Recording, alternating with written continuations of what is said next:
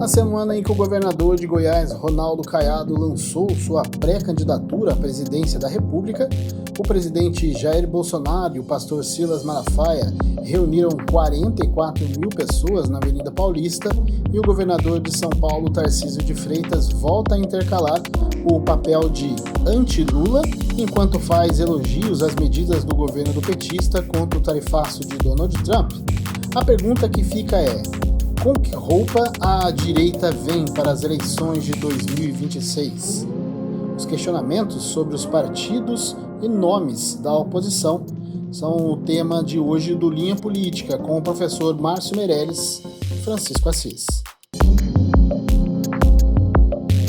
Muito bem, professor, mais uma vez a gente juntos para poder abordar os temas da semana política. Aliás, que semana, tem sido uma semana de vários temas, né? Foi até um pouquinho complicado para a gente definir qual será o tema de hoje. A gente decidiu fazer uma mescla aqui, porque tem algumas situações que são importantes para a gente poder falar nesse momento, e boa parte delas do rumo da direita, porque muita coisa acontece no Brasil, muita coisa acontecendo lá fora, principalmente puxado por Trump, e em meio a esse balaio, é claro, as eleições cada vez mais próximas, mas a gente vai vendo já algumas movimentações, algumas oficiosas, né? Outras ainda dentro de sonhos e tudo mais, daquilo que a gente deve ter, principalmente com relação ao posicionamento da direita, que o senhor sempre cita, né? A direita não tem candidato.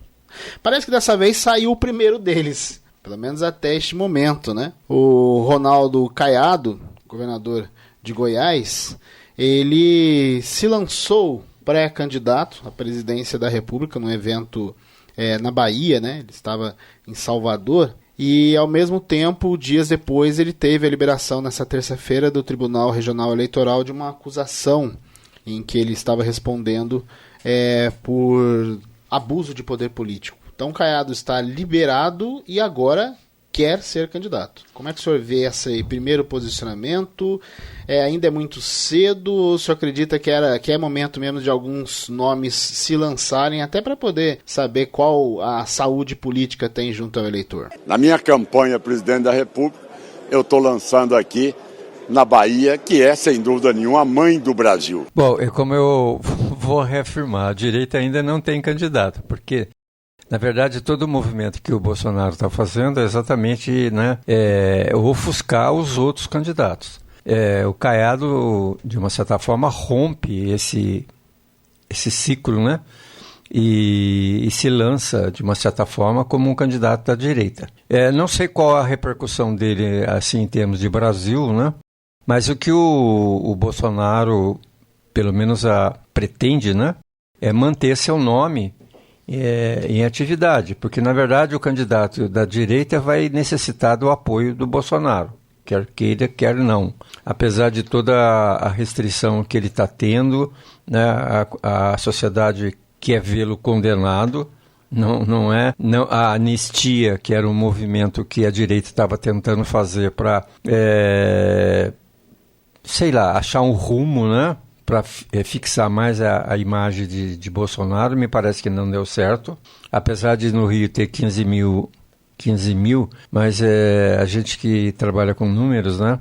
Se você pegar os 15 mil de Copacabana com a população do Rio de Janeiro, que são 17 milhões, se você pegar os 40 mil que tinha na Avenida Paulista e relacionar com os 40 milhões de paulistas, né? Paulistanos e paulistas, ou seja, é a mesma coisa, não cresceu absolutamente nada, né? Tem o Tarcísio, que de uma certa forma está com o pé numa canoa, o pé na outra canoa, né? Uma hora ele, como se diz na gíria, uma no cravo, outra na ferradura. Uma hora ele critica, apoia o governo Lula, né? E às vezes ele está ligado ao Bolsonaro, que é o seu padrinho político, né? Bom, eu acho que agora, com a questão do julgamento, eu acho que a imagem de Bolsonaro vai ficar cada vez mais, né, atingida. Não sei. Mas o Tarcísio é o candidato da direita. Pelo menos é o candidato preferido da Faria Lima, né? Ou seja, ele tem algumas ideias liberais. A Faria Lima parece que adotou, né? E o Caiado, corre de lado, né? procurando o agronegócio, que é forte também no Brasil. Mas, enfim, eu acho que ainda a direita não tem candidato. Tem candidatos fortes, né? Que é o Caiado agora e tem o Tarcísio. O Zema me parece que não tem chance nenhuma, né? E o Ratinho, pelo menos, ele está muito restrito ao Paraná. Mas são duas forças que podem auxiliar esse candidato da direita. E o senhor citou alguns nomes, né? A própria questão do Ratinho está muito ligado também àquilo que o partido vai querer, lógico. Aliás, todos eles estão, né? Mas, voltando aqui à questão do próprio Caiado, e o senhor citou uma aposta dele, que é a questão do agro, e o agro deve ter mais um protagonismo no planejamento do Brasil com relação a essa situação toda da taxação de Trump, né? O Brasil, o próprio Tarcísio, daqui a pouquinho a gente volta a falar do governador de São Paulo, mas o agro tem sido citado pelos nomes, aqueles que fogem um pouco da novela.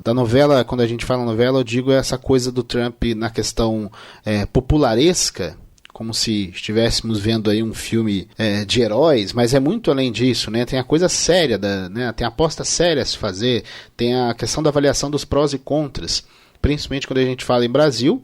O Brasil dá para tomar, de certa forma, um protagonismo nessa discussão, aproveitar aquilo que está sendo causado pela bagunça de Trump com relação à economia mundial. E quando a gente fala sobre isso, quando a gente ouve especialistas, nomes fortes do poder público abordando esse tema, colocam o agro de novo como um dos grandes protagonistas no planejamento do Brasil de como que o país pode lucrar com essa crise que a gente está vendo na economia mundial, nessa guerra comercial mundial criada por Donald Trump. E o Caiado faz as contas, de certa forma, professor, para saber como que ele pode repercutir politicamente falando se o agro de vez tomar cada vez mais esse protagonismo no planejamento Lula. Então você vê que é um jogo que não é fácil da gente analisar, não é simples, né? Não é um jogo de rede social, vai muito além disso. Me perguntaram como eu vou fazer para ser conhecido. Começando aqui, meu ponto de partida. Aqui é um grande momento da nossa pré-campanha por Salvador, caminhando os outros estados do Nordeste, e aí sim, podendo debater com a população, com todas as entidades de classe, mostrando o que nós fizemos. É um candidato que tem proposta e que, ao mesmo tempo, tem realizações para poder apresentar à população brasileira. Então, para Caiado também serve uma aposta num bom planejamento Lula para essa crise comercial. Exatamente. O Brasil tem chances, né, nessa crise, porque ele, como o Trump fez um aumento de tarifa geral no mundo, né, de uma forma tão absurda, né, o cálculo que ele fez. Mas o Brasil tem chance sim, porque alguns países que tiveram as suas tarifas aumentadas, que não vão importar alimentos dos Estados Unidos, que também é o segundo grande exportador de commodities, né, abre uma chance para o Brasil, sim, de exportar para novos países, fazer novos negócios. O governo está tendo uma posição extremamente cautelosa, com muita cautela, não está fazendo nenhum discurso.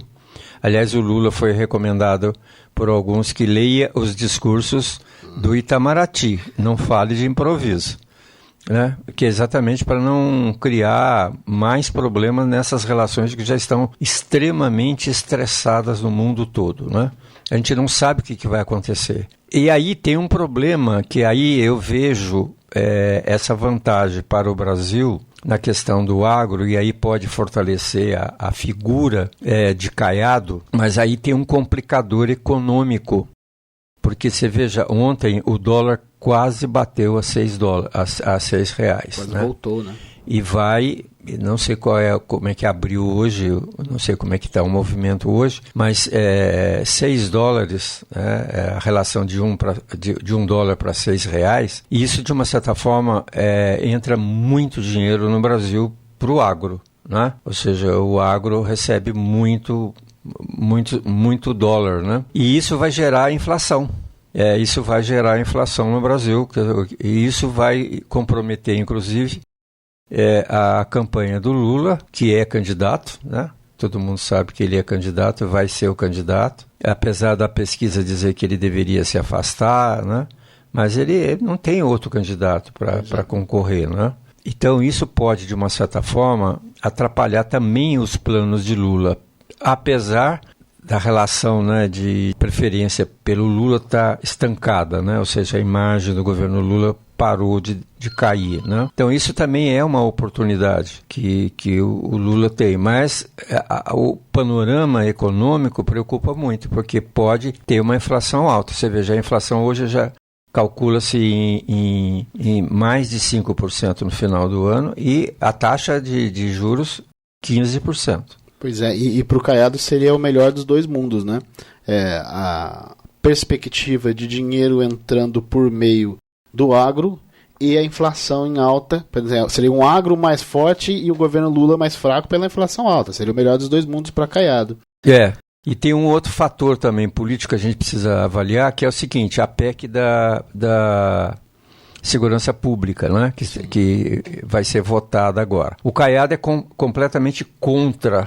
Talvez seja o governador que mais tem falado sobre essa PEC, né? Que ele alega que essa PEC tira a autoridade dos governos estaduais. E ele é o líder desse movimento de transformar essa PEC simplesmente arquivada. Porque a bancada da bala é contra. Então, isso aí é um trunfo que o Caiado vai ter, se realmente essa proposta do governo, que também não é uma proposta que não resolve absolutamente nada. Eleitoreira, né? Eleitoreira, ou simplesmente dizer o seguinte, olha, o Lula vai dizer o seguinte para a sociedade, olha, eu quis fazer, mas o Congresso não quis. Pode jogar isso. Mas, na verdade, os analistas estão dizendo que essa PEC não tem absolutamente nada. O que ela abre é uma discussão mais séria sobre o assunto, que é muito sério. Sim. Né? Que a sociedade precisa estar atenta a isso, e os poderes também. Então, a questão do Caiado, ele tem essa vantagem, né? E o Tarcísio, me parece que essa imagem, apesar da Faria Lima apoiá-lo, né? Abraçá-lo, ele tem o problema dessa colagem da imagem com o Bolsonaro. E isso é um problema que é um problema sério. Pois é, e a gente vai chegar nele, mas antes, voltamos à Avenida Paulista. O senhor citou o número de pessoas que foram reunidas no último final de semana. Lembrando, não foi um final de semana fácil também, não. Mas a pergunta que fica tivemos a manifestação no Rio de Janeiro, agora a manifestação de Bolsonaro na Paulista, né? Tudo com travestido de uma manifestação pela anistia, mas a gente sabe que de fato é uma manifestação pró-Bolsonaro e seu projeto político. E digo a vocês, o golpe deles só não foi perfeito porque no dia 30 de dezembro de 22 eu saí do Brasil. Algo me avisou que alguma coisa ia acontecer. Se eu estivesse no Brasil, seria preso na noite de 8 de janeiro. E estaria apodrecendo nas cadeias até hoje, ou quem sabe, assassinado por esses mesmos que botaram esse vagabundo na presidência. E, por outro lado, a esquerda também tentou realizar manifestações que deram nada. Mas a pergunta que eu faço para o senhor hoje, manifestação nas ruas, reunir pessoas, não é muito um evento em que tanto direita quanto esquerda só falam com os seus? O senhor acredita que ela tem, ao contrário do ano passado, ou de 2023, ou até, claro, de 2022, ela ainda tem este peso? Ou, por exemplo, quando você vê nomes expoentes da direita ou da esquerda irem, principalmente da direita, que faz isso melhor, que é irem às redes sociais, um Nicolas Ferreira fazendo um vídeo absurdo com várias fake news, mas que dão uma audiência de milhões. A que ponto nós chegamos? Temos que ir para a rua para poder dizer o óbvio, de que altas penas é para criminosos e não para baderneiros. Ditadores de toga, principalmente como Alexandre de Moraes, se utilizou do dia 8 para nos amedrontar. Se lascou! Olha a gente aqui! Essa é a resposta para você, seu covarde! O senhor acredita que as manifestações de rua ainda dão resultado, independente do lado, se de direita ou esquerda? O resultado positivo é tão positivo? O resultado negativo é tão negativo assim? Eu acho que a rua não é mais o palco, né? Não é mais o palco político. A internet, de uma certa forma, veio substituir, né? Lembra-se do setembro lá na Turquia. Aquela manifestação foi feita primeiro, mais de 1 milhão de pessoas naquela praça lá, mas, na verdade, quem fez o movimento foi a internet, né? Então, as pessoas se sentem mais seguras na questão da internet do que sair na rua. A Avenida Paulista, aos sábados e domingos, tem muita gente na rua, que talvez, por curiosidade, chegou lá, né? E outra coisa, eles, na verdade, os políticos perderam o discurso, porque os problemas são tão grandes e são tão difusos que é difícil você ter um tema que vá de encontro à sociedade. E uma outra coisa também que a gente tem observado, que a classe média no Brasil acabou, né? Essa classe média ou migrou para o topo da pirâmide ou desceu para a base da pirâmide. Classe média no Brasil não tem mais. E o senhor viu que a última fala do Lula, né? Ele abordou um país, da necessidade de um país da classe média, entre aspas. Daquela forma lulesca de avaliar possibilidades econômicas de transformação do Brasil, né? Mas aí, professor, o senhor citou algo importante que eu queria passar também sobre discursos. O Bolsonaro em si, e os seus... E aí eles estão puxando aqueles que vão precisar gravitar. Bolsonaro é candidato ou não? Hoje Bolsonaro não é candidato, não acredito que vai ser candidato, vai continuar inelegível. Mas precisam dessa bênção, né, do ex-presidente, até por isso a gente viu a quantidade de governadores que estiveram presentes, deputados, a gente sabe que iam ter deputados, senadores, mas a quantidade de governadores que chamou a atenção, mas também em meio a um evento que gera que tipo de falas? Quando o senhor diz que o Bolsonaro toma para ele, e parece que a direita está meio que vivendo uma síndrome de Estocolmo, porque ela está lá aprisionada pelo bolsonarismo, e eu não sei se a síndrome de Estocolmo é verdadeira ou não, porque o discurso para uma manifestação por anistia, para uma manifestação contrária a Lula, de... volta a críticas com relação ao STF, mas é um discurso que fala mais de Bolsonaro. A direita não perde a oportunidade em ver um país hoje sob um governo petista que enfrenta uma série de problemas e a direita não fala desses problemas. A direita pouco tem falado, a direita, quando eu digo dela se reunir, seja a direita mais extremista bolsonarista, ou seja a direita daqueles que ainda entendem que vão precisar da bênção de Bolsonaro, não tem falado pouco sobre o Brasil e muito sobre o que Bolsonaro precisa? Exatamente. Eu acho que o exemplo que você deu da síndrome de Estocolmo, né? A sociedade já estava, de uma certa forma, cansada do governo do PT. Porque, veja bem, vamos fazer um rápido histórico da linha na linha do tempo do PT. Em 2003, né, veja, a gente vem de um processo histórico que foi a queda da inflação. Né? Ou seja, uma coisa assim que, de uma certa forma, foi uma redenção para o país.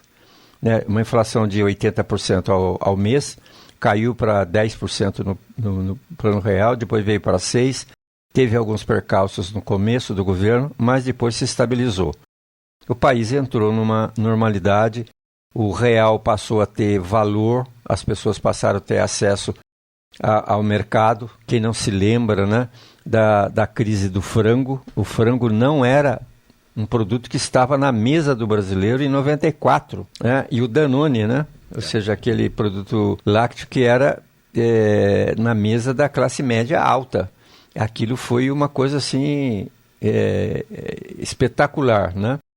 Então, mas o governo do Fernando Henrique teve o problema do apagão, né? E esse apagão, de uma certa forma, causou um certo temor na sociedade. E aí vem o Lula e cria, né, uma nova imagem, que ele ia ser um novo país, que ia atender a sociedade, veio com o Bolsa Família, veio com a possibilidade de uma pessoa simples ter um filho na universidade. Ou seja, ele mexeu no ego dessa população, e que hoje, essa população que apoiou Lula em 2003, essa população está entendendo que hoje esses benefícios que o governo faz nada mais é do que uma obrigação do Estado. Ou seja, são políticas do Estado, não são políticas de governo. O Estado tem que cobrir essas necessidades, essas deficiências que o sistema, né, o desenvolvimento econômico, o crescimento econômico causam. Então, o PT perdeu o discurso. A questão do sindicalismo, perdeu o sindicalismo, acabou o sindicalismo. A indústria, como era no nosso tempo, aquelas filas enormes e ônibus saindo das empresas, hoje praticamente não é mais assim. Hoje os funcionários vão de van, né? Porque tudo está automatizado. O número de funcionários hoje no setor industrial é mínimo. Se reduziu, né? Ainda mais agora com a inteligência artificial vai reduzir ainda mais o número de operários. Então o movimento sindicalista, que era aquele movimento que fazia o povo ir para a rua, porque era um sistema unido, né? Você dava uma ordem, o povo ia para a rua. Hoje não mais. E hoje, você veja, se você olhar a sociedade, você tem aí uma quantidade enorme de problemas que a sociedade tem dúvidas a respeito. Por exemplo, a questão da inflação, a questão da segurança pública, né? A questão de identidade, né? Essa questão. O problema das igrejas evangélicas, que tem um papel preponderante nesta divisão, ou seja, as igrejas católicas estão substituindo o discurso político, ou seja, hoje o discurso político que nós fazíamos nas ruas está sendo feito em cultos, né? Não discurso político, mas a atenção da população volta para essas questões religiosas e não mais para as relações do dia a dia, o que sufoca a sociedade. Então, e os políticos, de uma certa forma, perderam esse passo. Eles estão insistindo ainda naquele velho chavão de falar à população, de fazer tudo isso que o Lula está fazendo aí, de antecipação de 13º, microcrédito, né? Fazer o crédito para privado. Enfim, isso não resolve mais. O que a sociedade quer é coisas práticas, coisas que resolvam a situação que eles estão passando. Questão de transporte coletivo, a questão de segurança na rua. Né? O Brasil real, né? O Brasil real, o Brasil que precisa ter um discurso. Agora, o que os nossos representantes, deputados e senadores, também perderam o discurso. Né? Eles não têm mais argumento, eles não têm mais preparo, eles não têm mais formação política, porque perderam esse contato com a população e se fecharam em gabinetes. Eles estão mais preocupados com as verbas.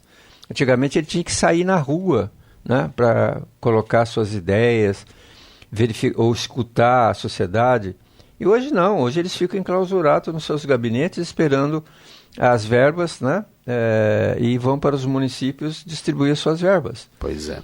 E aí, professor, agora para a gente poder encerrar aqui, este nome que tem ganhado cada vez mais o Brasil, porque é um nome que é um carioca que tem o seu nome preso a São Paulo, até por ocupar o cargo de governador, mas está tentando ampliar as suas fronteiras, que é Tarcísio de Freitas. E aí, depois primeiro de uma participação numa manifestação onde teve um discurso bem para lá de bolsonarista.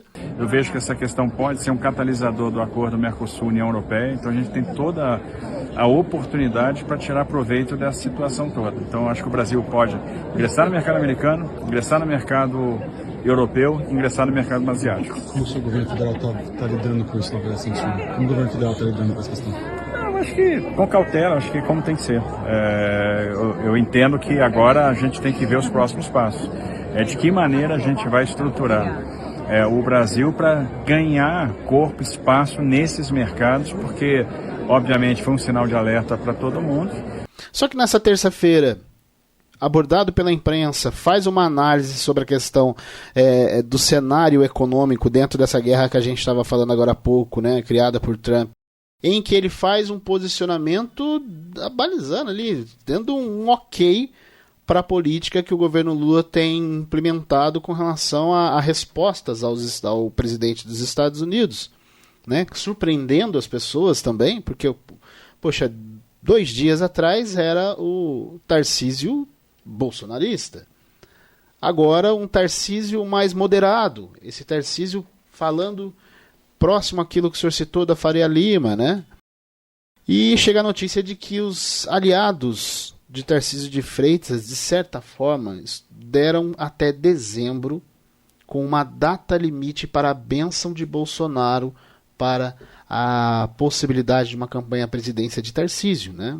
É preciso dar um limite, como eu disse sobre a síndrome de Estocolmo, ela vai ter que ter um limite, porque Bolsonaro não será candidato. Tarcísio de Freitas também está cada vez mais no olho do furacão. E a pergunta que o cenário político e que também a esfera, o empresariado e tudo mais, aquilo que cerca Tarcísio, pergunta: qual Tarcísio vem para 2026?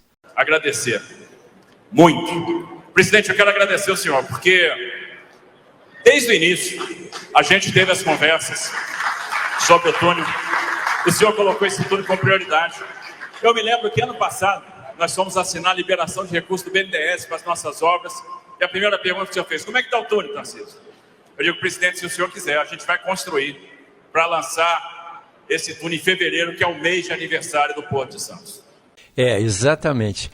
A figura do Tarcísio, quando eu olho o Tarcísio, e que ele aponta, né, no cenário político, eu vou fazer aqui, me desculpe, mas eu vou fazer aqui uma semelhança ao Paulo Maluf. Aquela imagem que o brasileiro tem do político realizador, tocador de obra. Maluf se fez com essa mística de tocador de obra, né, de fazer obras gigantescas e tal. Tanto que a sociedade, né, e ele não tinha a vergonha de dizer: rouba, mas faz, né? A sociedade aceitava isso, porque ele era um realizador. Então o Tarcísio aparece, para mim, com essa figura desse tocador de obras, que vem lá do DENIT, do governo da Dilma, né, que trabalhou no departamento de obras, né, viárias, e que foi um bom gestor. Então ele vem com essa imagem de tocador de obra. Mas ele me parece que é totalmente imaturo em questão política. Talvez pela sua formação de militar. Porque, na verdade, os militares fazem lavagem cerebral nos seus membros. Ou seja, uma política de direita totalmente adversa da realidade do mundo. Ou seja, é uma política de direita, não é uma política liberal.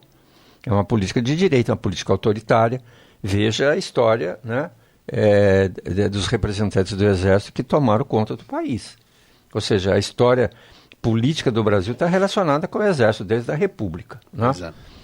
Então, o Tarcísio tem essa dificuldade de se desvencilhar dessa questão autoritária, dessa questão política, porque ele poderia muito bem ter uma postura política. Reconheço, Bolsonaro foi meu padrinho. Bolsonaro é meu padrinho. Ele me ajudou, ele que me lançou na política e tal. PT, saudações, pronto, não precisa ficar se arrastando, fazendo... E ele fica nessa dúvida, porque, na verdade, ele tem uma visão de empreendedor, tem uma visão de tocador de obras. Ele tem uma outra visão que é diferente da média, vamos dizer, dos políticos que nós temos aí. Mas ele tem essa dificuldade de se postar perante a sociedade. Então como eu falei, uma no cravo, outra na ferradura. Ele às vezes critica o governo Lula, vai estar fazendo aquele túnel lá no Guarujá, né? Sai na foto ao lado do Lula. Outra hora ele critica o Lula, outra hora ele elogia o Bolsonaro, participa desses comícios, que na verdade não são comícios, né? São eventos para atacar determinadas pessoas. Então, eu acho que o Tarcísio tem um problema muito sério, que é a identidade do Tarcísio. Como ele vai se posicionar. Imagine você, ele está totalmente ligado à imagem do Bolsonaro. E se o Bolsonaro for condenado? Parece que ele está preso entre aquilo que ele entende, por exemplo, nessa questão econômica, aquilo que ele entende que é o Brasil até esse momento está tentando se colocar bem, ou seja, há uma necessidade de uma junção de todos os lados para uma política brasileira quanto à crise do comércio, e isso ele entende que o governo está indo bem, e por outro aquilo que ele precisa, que é a bênção de Bolsonaro. Só que para ter a bênção de Bolsonaro, ele precisa manter os discursos afiados contra Lula. Então ele fica preso àquilo, e eu acho que talvez, se confirmar este prazo não oficial dado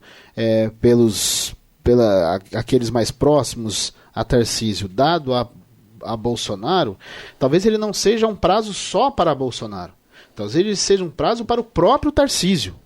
Porque assim como o Bolsonaro vai ser cada vez mais pressionado a escolher alguém, porque senão comete o mesmo erro que cometeu o próprio Lula em 2018, porque ficou aquilo, vai ser candidato, não vai ser candidato, aí tem um puxadinho aqui que foi o próprio Haddad na época, só que muita gente entendeu, Haddad não é candidato, vai ser o Lula, vai ser o Lula, não Lula, né? E Bolsonaro vai ser pressionado por isso também. Vai estar fora das urnas. Quem vem pro Bolsonaro? E aí parece, professor, que dezembro não se transforma só num prazo para que Bolsonaro se coloque, mas também um prazo para que Tarcísio se decida. Qual vai ser esse Tarcísio que vai para a urna, né?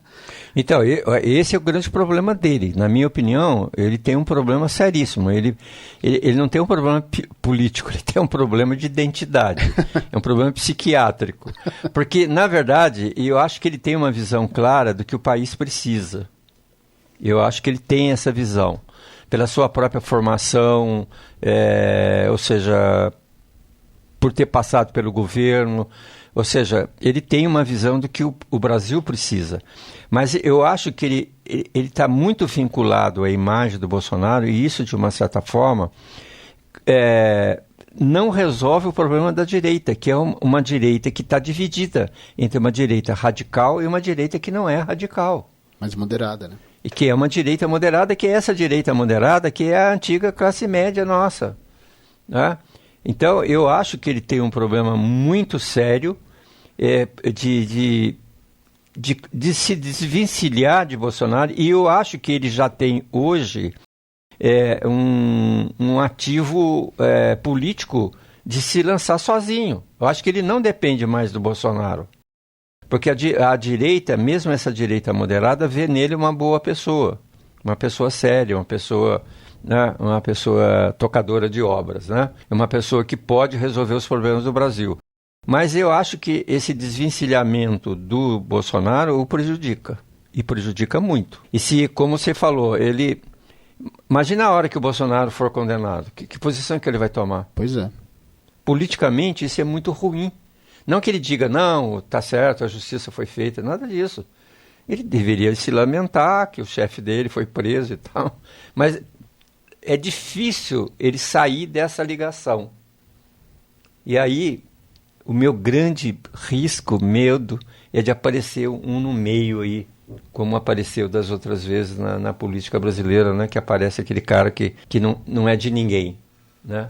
E a população abraça. Muito bem. Olha, hoje os temas dariam um programa de 2 horas, 3 horas fácil, viu, professor? Mas a gente vai encerrando por aqui já, lembrando que na semana que vem teremos mais uma conversa e, claro, já chamando também para o Atos e Fatos do final de semana, que o professor também traz uma outra análise sobre outros fatos da política, porque tema não vai faltar, política não vai deixar a gente sem tema. Não, né, professor? Política vai ser... Eu vou falar uma coisa para você, nós estamos em vantagem, viu? Porque eles erram muito. Muito. Professor, obrigado por mais uma conversa na nossa linha política. Tá bom, um abraço para você, um abraço a todos. Essa foi a edição número 54 do Linha Política. No programa de hoje você ouviu áudios do canal TV Record, Metrópolis, Rádio Itatiaia, Folha de São Paulo e UOL. Ficamos por aqui. A apresentação e produção é de Francisco Assis, participação e comentários de Márcio Meirelles, operação de áudio de Edson César, edição Gabriela Oliveira, design de Edson Henrique.